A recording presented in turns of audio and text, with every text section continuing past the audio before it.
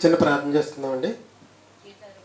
ప్రియ పరలోకమందున మా తండ్రి, ఉదయకాల సమయంలో నీ యందు భయభక్తి కలిగి నీకు జ్ఞాన గ్రంథం నుంచి కొన్ని మాటలు నేర్చుకొని సదుద్దేశంతో ఇక్కడికి వచ్చాం తండ్రి.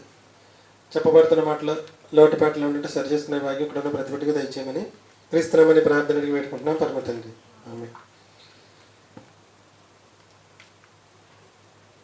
అండి ఈరోజు రెండవ రోజు యూత్ బైబిల్ రీసెర్చ్ సెమినార్. నిన్నంతా కూడా ఇంట్రడక్షన్ చెప్పాను.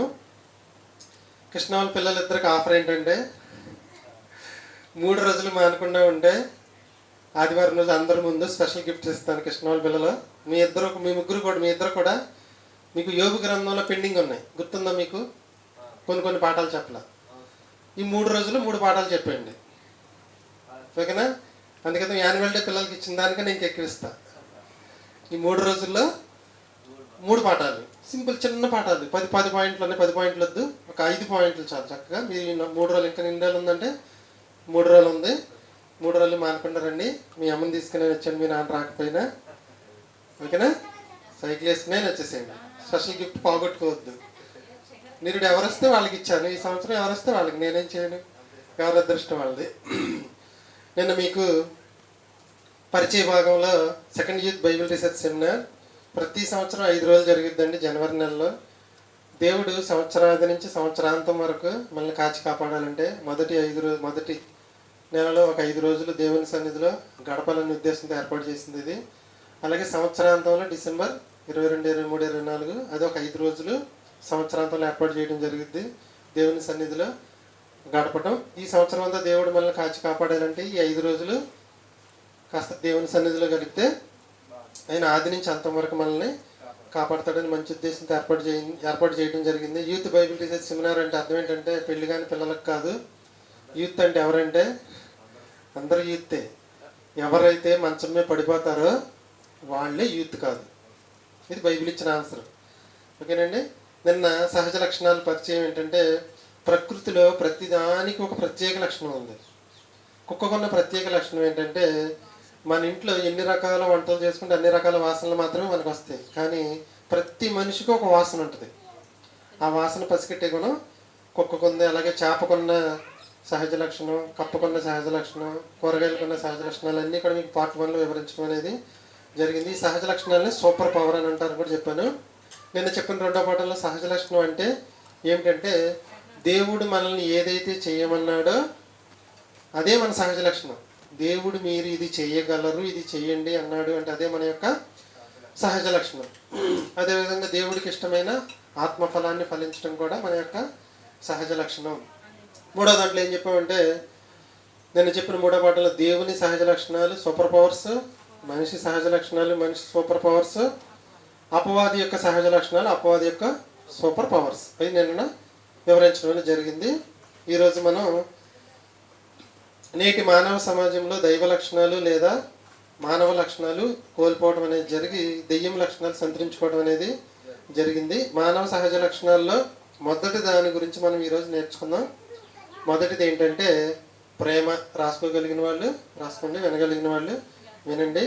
ప్రేమ గురించి ఇప్పటి వరకు మీకు ఎవ్వరు చెప్పినటువంటి వివరణ అనేది ఈరోజు చెప్పడం అనేది జరుగుతుంది. వినగలిగిన వాళ్ళందరూ శ్రద్ధగా వినండి, రాసుకోగలిగిన వాళ్ళు రాసుకోండి. మానవ సమాజంలో ప్రస్తుతానికి లోపించిన సహజ లక్షణం సూపర్ పవర్ ఏంటంటే ప్రేమ. ప్రేమ గురించి చాలామంది ఇప్పటివరకు చాలా పాఠాలు చెప్పేశారు. చాలామంది చాలా నిర్వచనాలు కూడా చెప్పేశారు. ప్రేమ అంటే ఇది, ప్రేమ అంటే ఇది, ప్రేమ అంటే ఇది అని చెప్పడం అనేది జరిగింది. ఈరోజు మనం యూత్ బైబిల్ రీసెర్చ్ సెమినార్లో యువతకు ప్రత్యేకంగా అవసరమైన ప్రేమ గురించి ఒక పాఠాన్ని మనం ఈరోజు నేర్చుకుందాం. మన టైటిల్ ఏంటంటే మానవ సహజ లక్షణాలు. దేవుని సహజ లక్షణాలనే మనిషికి సహజ లక్షణాలకి దేవుడు ఇచ్చేయడం అనేది జరిగింది. దేవుడి గురించి ఎవ్వరు మాట్లాడినా ఫస్ట్ మాట్లాడే మాటలు ఏంటంటే ప్రేమస్వరూపి. ఎక్కువగా మాట్లాడే మాట ఏంటంటే ప్రేమస్వరూపి. చూద్దామండి ఒకసారి. 1వ యోహాను పత్రిక 4వ అధ్యాయం 8వ వచనం. యోహాను గారు రాసిన మొదటి పత్రిక 4వ అధ్యాయం 8వ వచనం. యోహాను గారు రాసిన మొదటి పత్రిక 4వ అధ్యాయం 8వ వచనం. దేవుడు ప్రేమ స్వరూపి. దేవుని యొక్క సూపర్ పవర్ అంటే ఇది సహజ లక్షణం. దేవుని యొక్క సూపర్ పవర్ ఏంటి? దేవుడు ప్రేమ స్వరూపి. నేను మీకు చెప్పాను, స్వరూపం అన్నా స్వభావం అన్నా లక్షణం అన్నా ఒకటే. దేవుడు తన స్వభావానికి విరుద్ధంగా ఏది చేయడంటే, దేవుడు తన సహజ లక్షణానికి విరుద్ధంగా ఏమీ చేయడు. దేవుని యొక్క సూపర్ పవర్కి విరుద్ధంగా ఏమీ చేయడు. దేవుడు తన స్వభావానికి విరోధంగా ఏమి చేయడు కాబట్టి అదే దేవుని యొక్క సహజ లక్షణం లేదా సూపర్ పవర్. మరి ఈ ప్రేమ అనే లక్షణం మనకు కూడా సహజ లక్షణంగా ఇచ్చాడా లేదా? దేవుడికున్న సహజ లక్షణం ఏంటంటే ప్రేమ స్వరూపి. మరి దేవుని పిల్లలమైన మనకు కూడా ఆయన స్వరూపంలో నిర్మించబడిన మనకు కూడా దేవుడు తన ప్రేమ అనే సహజ లక్షణాన్ని సూపర్ పవర్ను మనకు కూడా ఇచ్చాడా ఇవ్వలేదు? తిమోతి గారు రాసిన 2వ పత్రిక 1వ అధ్యాయం 7వ వచనం. తిమోతి గారు రాసిన 1వ పత్రిక 2వ పత్రిక 1వ అధ్యాయం 7వ వచనం. నేనేం చెప్పుకొస్తున్నానంటే దేవుడు ప్రేమ స్వరూపి. ఇది దేవుని యొక్క సూపర్ పవర్ లేదా సహజ లక్షణం. దేవుని పిల్లలమైన మనకు కూడా ఈ ప్రేమ అనే సూపర్ పవర్ని సహజ లక్షణాన్ని ఇచ్చాడా ఇవ్వలేదా చూద్దాం. తిమోతి గారి 2వ పత్రిక 1వ అధ్యాయం 7వ వచనం. దేవుడు మనకు ప్రేమ గల ఆత్మను ఇచ్చాడా ఇవ్వలేదా? చూసుకోండి. తిమోతి గారు రాసిన 2వ పత్రిక 1వ అధ్యాయం 7వ వచనం ఏమనుంది? దేవుడు మనకు ప్రేమ గల ఆత్మను ఇచ్చాడు. మనకు కావాల్సిన ప్రేమ ఒక్కటే కాబట్టి ప్రేమ అనే మాటని తీసుకుంటున్నాను నేను. తిమోతి గారు రాసిన 2వ పత్రిక 1వ అధ్యాయం 7వ వచనం. దేవుడు మనకు ఎటువంటి ఆత్మను ఇచ్చాడు? ప్రేమ గల ఆత్మను ఇచ్చాడు. కాబట్టి ఇప్పుడు మన సహజ లక్షణం కూడా ప్రేమ కాదా? దేవుని సహజ లక్షణం ప్రేమ. అదే ప్రేమని, అదే సూపర్ పవర్ని, అదే సహజ లక్షణాన్ని మనకు కూడా ఇచ్చాడు. కాబట్టి ఈ సహజ లక్షణాన్ని మనం కూడా ఏం చేయాలంటే సమాజానికి చూపించాలి. ఇప్పుడు ఈ మొదటి పాఠంలో మనకు ఏమర్థమైందంటే దేవుడు ప్రేమ స్వరూపి. దేవునికి ఉన్న సూపర్ పవర్ ఏంటంటే ప్రేమ. అదే సూపర్ పవర్ని మనుషులకు కూడా ఇచ్చాడు. ఇప్పటికీ అర్థమైంది ఇది. మరి ప్రేమ అంటే ఏంటో ఈరోజు మీకు సరికొత్త నిర్వచనం చెప్తాను. కొంచెం శ్రద్ధగా వినండి, అర్థం చేసుకోవడానికి ప్రయత్నించండి. పురాతన గ్రీకు తత్వ శాస్త్రవేత్తలు ముఖ్యంగా అరిస్టాటిల్ మరియు ఇతరుల రచనల్లో ప్రేమ లవ్ను వివిధ రకాలుగా వివరించడం జరిగింది. ప్రతిదానికి ఎన్ని ముఖాలు ఉంటాయండి? ఉదాహరణకి మన జాతీయ చిహ్నంలో ఎన్ని ముఖాలు ఉంటాయి కృష్ణ? 4 ఉంటాయి. 3 కనపడుతుంది, 1 కనపడుతుంది కానీ రివర్స్లో ఉంటుంది. 4 ముఖాలు ఉంటాయి. అలాగే ప్రేమకు కూడా 4 ముఖాలు ఉన్నాయంటండి. ప్రేమకు కూడా పురాతన గ్రీకు తత్వ శాస్త్రవేత్తలు ఏం చేశారంటే ప్రేమ లేదా లవ్ను వివిధ రకాలుగా వివరించారు. వాళ్ళు ఏం చేశారంటే 4 ప్రధాన పదాలను దీనికి ఉపయోగించారు. ప్రేమ యొక్క వివిధ ముఖాలుగా వీటిని వివరించారు. ఇప్పుడు దేవుడికి ఉన్న సూపర్ పవర్ ప్రేమ. అదే సూపర్ పవర్ మనకు కూడా ఇచ్చారు. ఈ ప్రేమ అంటే ఏంటో తెలియక చాలామంది ప్రతిదాన్ని ప్రేమే అంటున్నారు. ఈరోజు మనం నేర్చుకుందాం ప్రేమ యొక్క వివిధ ముఖాలు ఏంటి. మొత్తం 4 ముఖాలు ఉన్నాయి. ప్రేమ యొక్క వివిధ ముఖాలు ఈ 4 మనకు చూసిస్తాయి. మొదటిది ఏంటంటే అగాపే. ఈ పేరు మీరు విన్నారా? Agape ministries. ఎవరు? తాడేపల్లిగూడలో ఉంటుంది అది. అగాపే. రెండవది ఫిలియే. మూడవది ఎరోస్. 4వది స్టోర్జీ.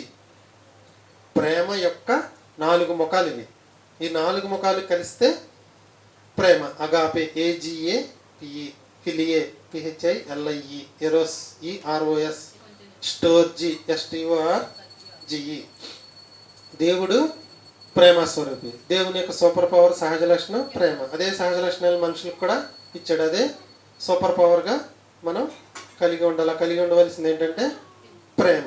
ప్రేమ యొక్క 4 ముఖాలు ఏంటి మళ్ళీ చెప్పండి? ప్రేమ యొక్క 4 ముఖాలు అగాపే, ఫిలియో, ఎరోస్, స్టోర్జీ. ఈ 4 పదాలు కూడా గ్రీకు పదాలు.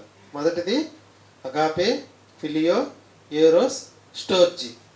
ఈరోజు మొదటి పాఠంగా పరిచయంగా నేను ఈ 4 గురించి చెప్తాను. మొదటిది అగాపే. ప్రేమ యొక్క 4 ముఖాల్లో మొదటి ముఖం ఏంటి? అగాపే. అగాపే అంటే అర్థం ఏంటంటే నిస్వార్థమైనది, షరతులు లేనిది. నిస్వార్థం అంటే ఏమీ కోరుకోకుండా ప్రేమించేది. తర్వాత షరతులు లేనిదంటే నువ్వు నాకు ఇది ఇస్తే ప్రేమిస్తాను, నాకు ఇది ఇవ్వకపోతే ప్రేమించను అనేది లేనిది. మొదటి అగాపే అంటే ఏంటండి? నిస్వార్థమైనది, షరతులు లేనిది. దీని లక్షణాలు ఎలా ఉంటాయంటే ఏమీ ఆశించకుండా త్యాగభావంతో కూడిన దేవుని యొక్క ప్రేమ. అగాపే ప్రేమ అనేది దేనికి సంబంధించిన ప్రేమ? దేవుడు మనుషులను ప్రేమించే ప్రేమను ఏమంటారు? అగాపే ప్రేమ. ఇది గ్రీకు పదం అండి. అగాపే అంటే ఎదుటి వ్యక్తులు తప్పులు చేసినా ప్రేమిస్తారు. మనం ఎన్ని తప్పులు చేసిన దేవుడు మనల్ని ఏం చేస్తున్నాడంటే ప్రేమిస్తున్నాడు. క్రైస్తవుల దేవుడు మానవుల పట్ల చూపే ప్రేమ అగాపే ప్రేమ. అదే యేసుక్రీస్తు శిలువలో తన ప్రాణాలను పణంగా పెట్టి మనల్ని ఏం చేశాడంటే ప్రేమించాడు. యేసుక్రీస్తుకి మనం ఏమైనా ఇచ్చామా? ఏమీ ఇవ్వాల. నిస్వార్థంగానే ఏమీ ఆశించకుండా షరతులు ఏమీ లేకుండానే ప్రేమించడం అనేది జరిగింది. సులభంగా మీకు అర్థం అవడానికి షరతులు లేని త్యాగమయమైన ప్రేమే అగాపే ప్రేమ. దేవునికి దేవుని పిల్లలకి మధ్య ఉన్న ప్రేమ ఇది. దీంట్లో లైంగిక సంబంధం ఉండదు. ఈ ప్రేమలో ఏముండదంటే లైంగిక సంబంధం అనేది ఉండదు.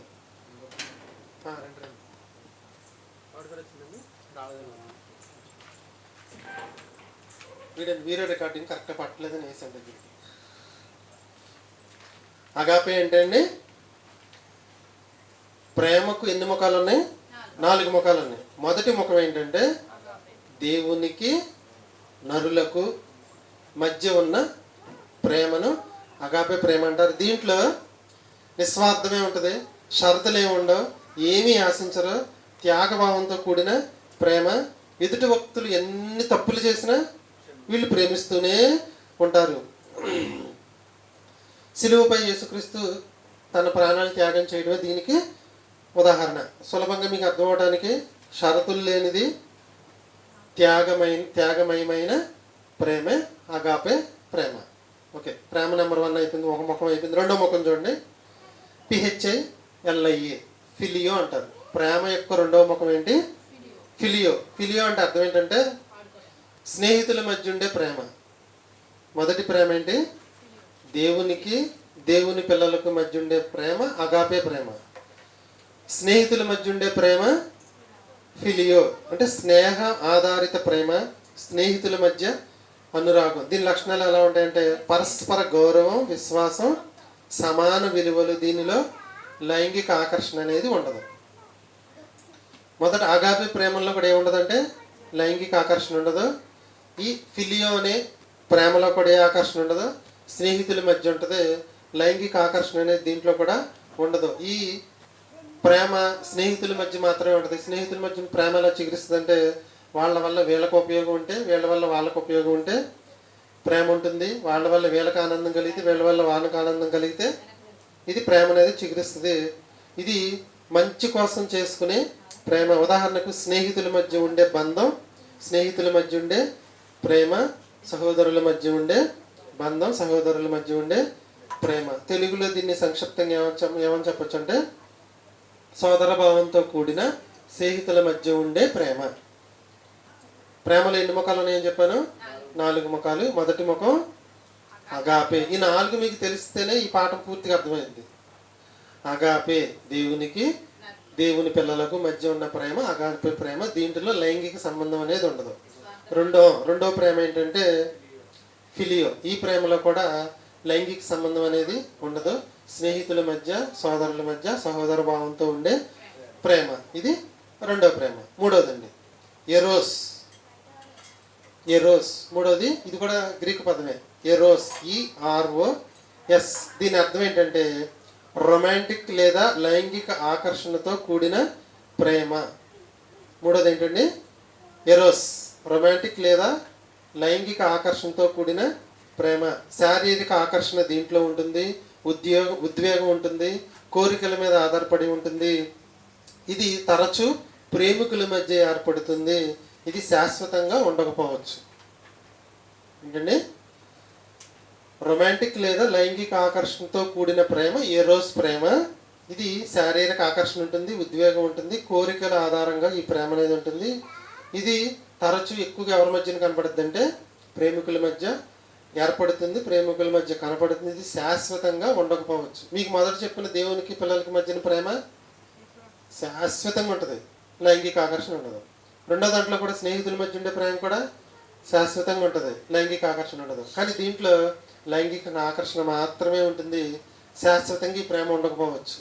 వాళ్ళ వల్ల వీళ్ళకి ఉదాహరణకి 18 ఏళ్ళ అబ్బాయి 80 ఏళ్ళ ముసలావిని ప్రేమిస్తాడా? ఎందుకు ప్రేమించడు? ఇక్కడ లైంగిక ఆకర్షణ అనేది కూడిన ప్రేమ అనమాట. దేంట్లో ఇది ఎరోస్.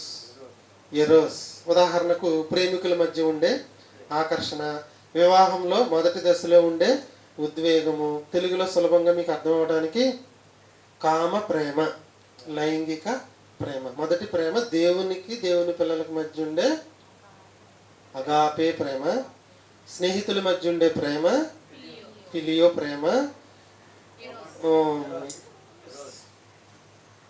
లైంగిక ఆకర్షణతో కూడిన ప్రేమ ఎరోస్. నాలుగోదండి STORGE, అంటే ప్రేమకున్న 4 ముఖాలు. మొదటి ముఖం దేవునికి పిల్లలకి మధ్య ఉన్న ప్రేమ, స్నేహితులకు మధ్య ఉన్న ప్రేమ, ప్రేమికుల మధ్య ఉన్న ప్రేమ. నాలుగో ప్రేమ ఏంటంటే తల్లికి పిల్లలకి, పిల్లలకి తల్లికి, అన్నయ్యకి చెల్లికి, అక్కకి చెల్లికి. దీంట్లో కూడా లైంగిక సంబంధం ఉంటుందండి? ఉండదు. ఇప్పుడు లైంగిక సంబంధం ఉన్న ప్రేమ ఏదంటే ఎరోస్. గుర్తుంచుకోండి. మూడవది ఎరోస్. ఎరోస్లో కానీ ఈరోజు సమాజం ప్రేమకున్న అర్థాన్ని మార్చేసి ప్రతి దాంట్లో లైంగిక ఆకర్షణకు లోనైపోతుంది.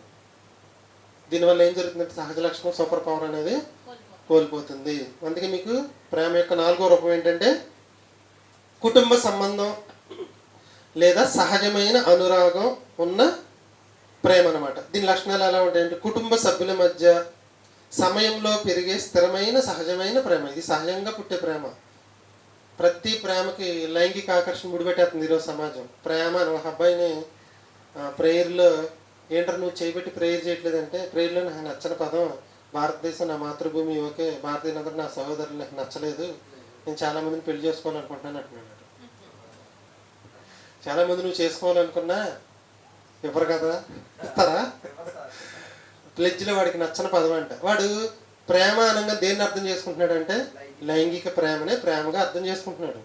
దేవునికి దేవుని పిల్లలకి మధ్య ఉన్నది ప్రేమే, స్నేహితుల మధ్య ఉన్నది ప్రేమే, తల్లిదండ్రులకు పిల్లల మధ్య, సహోదరుల మధ్య, సహోదరిని మనుల మధ్య ఉన్నది కూడా ప్రేమ. ఈ ప్రపంచం ప్రేమ అనగానే ఏది ముడిపెట్టేస్తుందంటే అసలు కొంతమంది వయసుకు వచ్చిన ఆడపిల్లలు ప్రేమ అనగానే మురిసిపోతుంటారు. అంటే దేనికి వాళ్ళు అనుకుంటున్నారంటే లైంగిక సంబంధించిన ప్రేమే అని అనుకోవడమే జరుగుతుంది. ఇది దీర్ఘకాలిక స్నేహితుల మధ్య కూడా ఏర్పడుతుందంట స్టోరేజ్ అనేది. స్టోర్జీ అనే ప్రేమ, ఇద్దరు ఫ్రెండ్స్ దీర్ఘకాలంగా స్నేహితులుగా ఉంటున్నారు అనుకోండి, నువ్వు ఫ్యామిలీని ఏ విధంగా అయితే ప్రేమిస్తావు నువ్వు అతన్ని కూడా అలాగే ప్రేమిస్తావు అనమాట. ఉదాహరణకు తల్లిదండ్రులకు మరియు పిల్లల మధ్య ఉండే ప్రేమ ఇది సహజమైన బంధం. అలాగే దీర్ఘకాలిక దంపతుల మధ్య ఉండేది కూడా ఈ ప్రేమే. తెలుగులో సులభంగా మీకు అర్థం అవడానికి కుటుంబ ప్రేమ లేదా సహజ అనురాగం, అన్నదమ్ములు, అక్క చెల్లెళ్ళు, తల్లిదండ్రులు, బిడ్డల మధ్య ఉండే ప్రేమ. ఇది ప్రేమల రకాలు. అర్థమైందండి మీకు? మన టైటిల్ ఏంటంటే మానవ సహజ లక్షణాలు. ఈ సహజ లక్షణాల టైటిల్ మీద మనం ఒక 5 సంవత్సరాలు సెమినార్ నిర్వహించుకోవచ్చు. ప్రతిసారి మీకు 2-3 లక్షణాలు చెప్పడం జరుగుతుంది. క్రితం సంవత్సరం ఏం చెప్పామంటే మంచి అలవాట్లు, చెడు అలవాట్లు చెప్పడం జరిగింది. ఈ సంవత్సరం సహజ లక్షణాల్లో మొదటి లక్షణం ఏంటి? దేవుడు ప్రేమ స్వరూపి. అదే దాని యొక్క సూపర్ పవర్ అంట. Super power. అదే సూపర్ పవర్ని ఏం చేశాడంటే మనకు కూడా ఇచ్చాడు. అటువంటి ప్రేమ గల ఆత్మనే మనకు కూడా ఇవ్వడం అనేది జరిగింది. ఒక్కసారి చూడండి, 1వ యోహాను పత్రిక 4వ అధ్యాయం 8వ వచనం. 1వ యోహాను పత్రిక 4వ అధ్యాయం 8వ వచనం. 1వ యోహాను పత్రిక 4వ అధ్యాయం 8వ వచనం. 1వ యోహాను పత్రిక 4వ అధ్యాయం 8వ వచనం. దేవుడు ప్రేమ స్వరూపి. ఇప్పుడు నేను చెప్పిన 4 ప్రేమల్లో ఏ ప్రేమ ఉంది ఆయనలో? నేను మీకు ఇప్పుడు ప్రేమకు 4 ముఖాలు చెప్పాను. 4 ముఖాల్లో దేవుడు ప్రేమ స్వరూపి. దేవుని యొక్క సూపర్ పవర్, దేవుని యొక్క సహజ లక్షణం, దేవుని యొక్క స్వభావం, దేవుని యొక్క స్వరూపం. ఈ 4 రకాల్లో ఏ ముఖాల్లో, ఈ 4 ముఖాల్లో ఏ ముఖానికి చెందింది ఈ యొక్క ప్రేమ స్వరూపం అనే పదం? అగాపే. రెండోది చెందదా? అబ్రహాము నాకు ఉందా లేదా? ఇంకోటి లైంగిక ఆకర్షణ ఉంటుందా? ఉండదండి. దేవుని ప్రేమలో లేనిది ఏంటంటే లైంగిక ఆకర్షణ. మనకి ఇతర దేవతల దేవుళ్ళు ఉండేది ఏంటంటే లైంగిక ఆకర్షణ. మనం సంబంధం లేదు, మనం మాట్లాడుతూ వదిలేద్దాం. మరి మూడో ఆకర్షణ లేదా మూడో ప్రేమ దేవునికి ఉందా లేదా? నాలుగోది ఉంది. నాలుగోది ఏంటి? తండ్రులు. ఇప్పుడు దేవుడు ఏం చేస్తున్నాడంటే నేను తండ్రిని, మీరు నాకు కుమారులు కుమార్తెలు ఎదురప్పుడు దేవుడు ప్రేమ స్వరూపి. దేవుడు ప్రేమ స్వరూపి. దేవుడు కలిగి ఉన్న ప్రేమలు 3 రకాలు ఏంటంటే దేవునికి పిల్లలకు మధ్య ఉన్న ప్రేమ ఉంది, ఆయనకి స్నేహితుల మధ్య ఉన్న ప్రేమ ఉంది, అగాపే ఉంది, ఫిలియో ఉంది, స్టోర్జీ. 4వది ఏంటంటే తల్లిదండ్రులకు పిల్లలకు సహోదరుల మధ్య ఉన్న ప్రేమ దేవునికి ఉంది. ఇప్పుడు ఆ ప్రేమ మనం ఏం కలిగి ఉండాలంటే ఆ ప్రేమను మనం కలిగి ఉండాలి. ఇదే మన యొక్క సూపర్ పవర్ లేదా సహజ లక్షణం. మరి దేవుని ఈ మనకు ప్రేమకు సంబంధించిన 4 ముఖాల్లో మొదటిది ఏమని చెప్పాము? అగాపే. అంటే అగాపే అంటే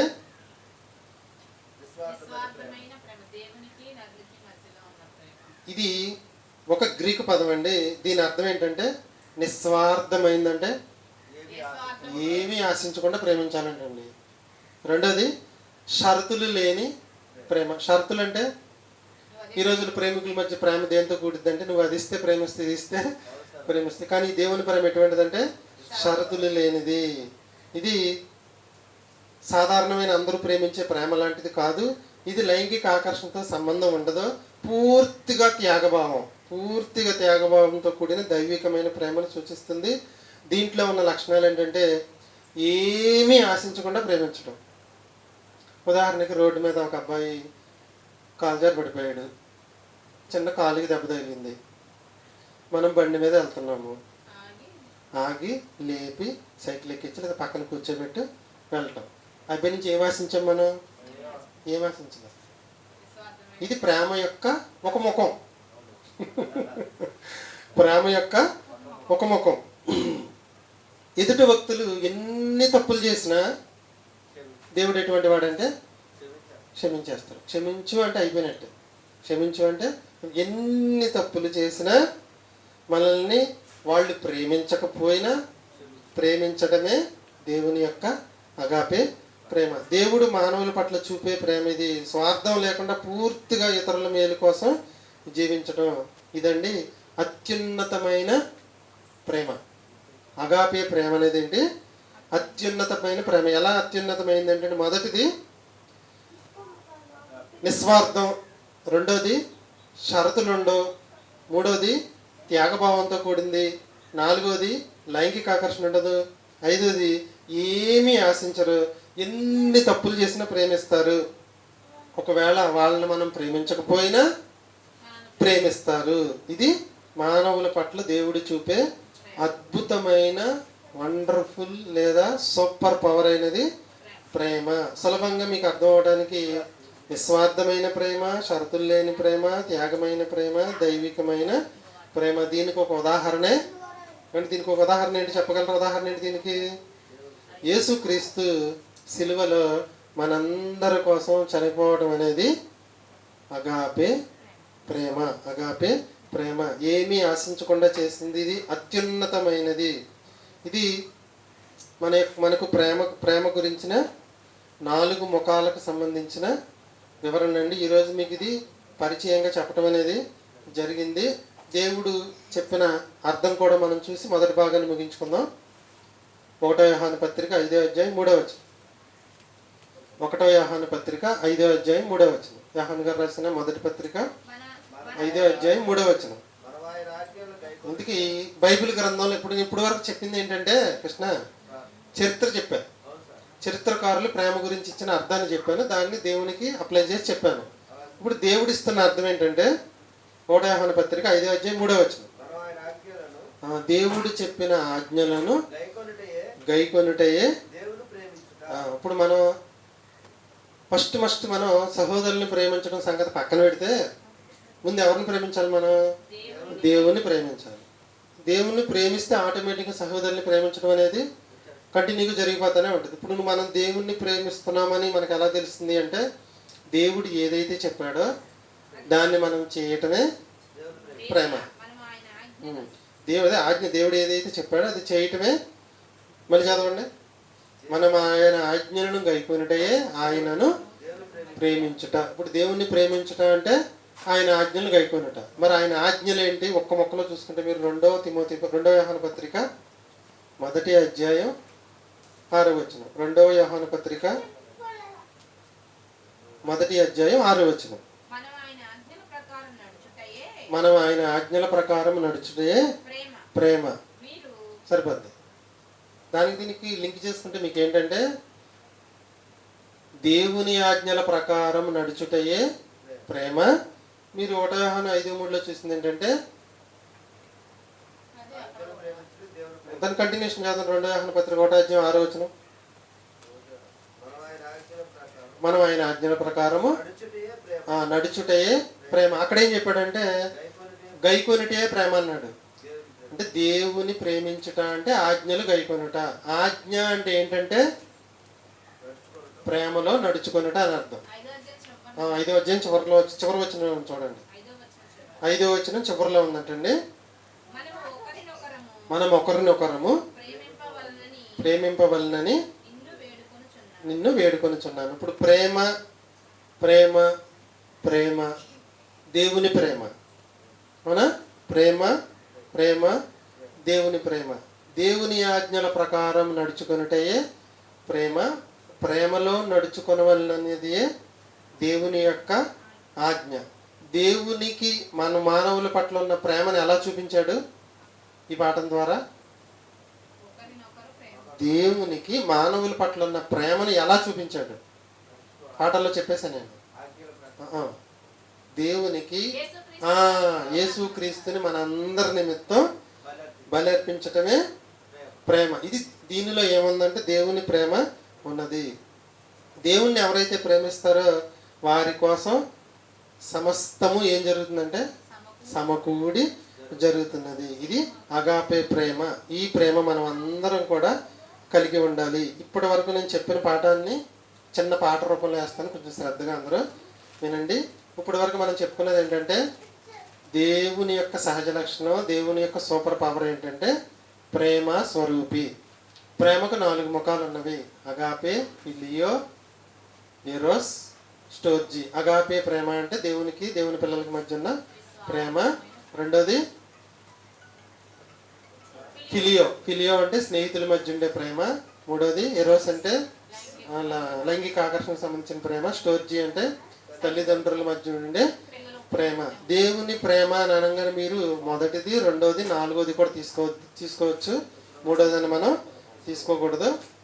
ఇప్పుడు దేవుడు మనుషుల్ని ఎలా ప్రేమిస్తున్నాడని తెలియజేయడం కోసం ఏం చేశాడంటే తన కుమారుని మనందరి కోసం ఇవ్వటం అనేది జరిగింది. దీన్ని మీకు ఒక పాట రూపంలో వేస్తాను, అందరూ శ్రద్ధగా వినండి. ఇప్పటి వరకు నేను చెప్పిన పాఠం మొత్తం మీకు ఆ పాటలో రావడం అనేది జరుగుతుంది. మా ఆత్మకే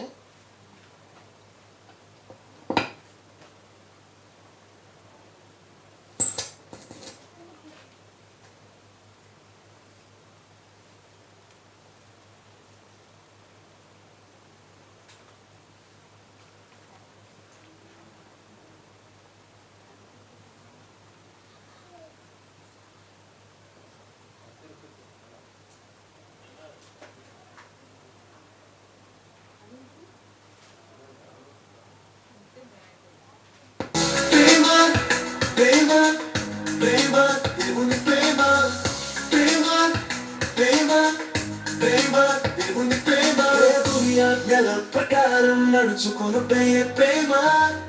ప్రేమలో నడుచుకొనవలెననున్నది దేవుని ఆజ్ఞ. ప్రేమ ప్రేమ ప్రేమ దేవుని ప్రేమ. ప్రేమ ప్రేమ ప్రేమ దేవుని ప్రేమ. దేవుని ఆజ్ఞల ప్రకారం నడుచుకొనుటే ప్రేమ. ప్రేమలో నడుచుకొనవలెననున్నది దేవుని ఆజ్ఞ.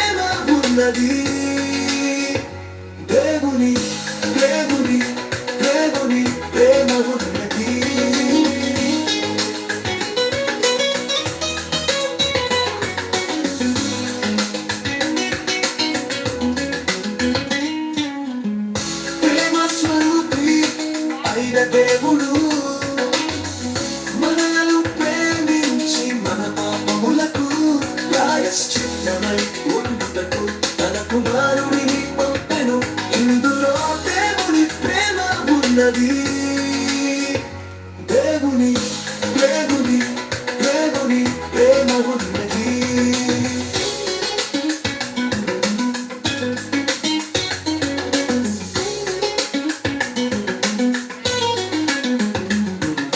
ప్రేమ ప్రేమ ప్రేమ దేవుని ప్రేమ ప్రేమ ప్రేమ ప్రేమ దేవుని ప్రేమ. దేవుని ఆజ్ఞల ప్రకారం నడుచుకొనుటే ప్రేమ. ప్రేమలో నడుచుకునవలెననున్నది దేవుని ఆజ్ఞ. ప్రేమ ప్రేమ ప్రేమ దేవుని ప్రేమ ప్రేమ ప్రేమ ప్రేమ దేవుని ప్రేమ. దేవుని ఆజ్ఞల ప్రకారం నడుచుకొనుటే ప్రేమ. ప్రేమలో నడుచుకునవలెననున్నది దేవుని ఆజ్ఞ.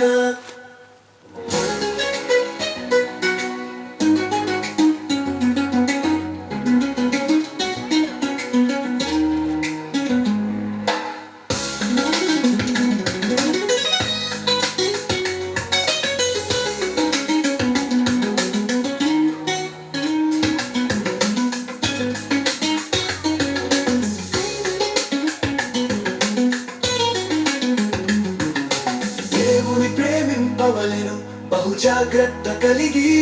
దేవుడు ప్రేమించు వారికి మేలు కలుగుటకు సమస్తము సమకూడి జరుగుచున్నవి సమకూడి జరుగుచున్నవి. దేవుని ప్రేమింపవలెను బహు జాగ్రత్త కలిగి. దేవుడు ప్రేమించు వారికి మేలు కలుగుటకు సమస్తము సమకూడి జరుగుచున్నవి సమకూడి జరుగుచున్నవి. ప్రేమ ప్రేమ ప్రేమ దేవుని ప్రేమ ప్రేమ ప్రేమ ప్రేమ దేవుని ప్రేమ. దేవుని ఆజ్ఞల ప్రకారం నడుచుకొనుటే ప్రేమ. ప్రేమలో నడుచుకునవలెననున్నది దేవుని ఆజ్ఞ. ప్రేమ ప్రేమ ప్రేమ దేవుని ప్రేమ ప్రేమ ప్రేమ ప్రేమ దేవుని ప్రేమ. దేవుని ఆజ్ఞల ప్రకారం నడుచుకొనుటే ప్రేమ. ప్రేమలో నడుచుకునవలెననున్నది దేవుని ఆజ్ఞ.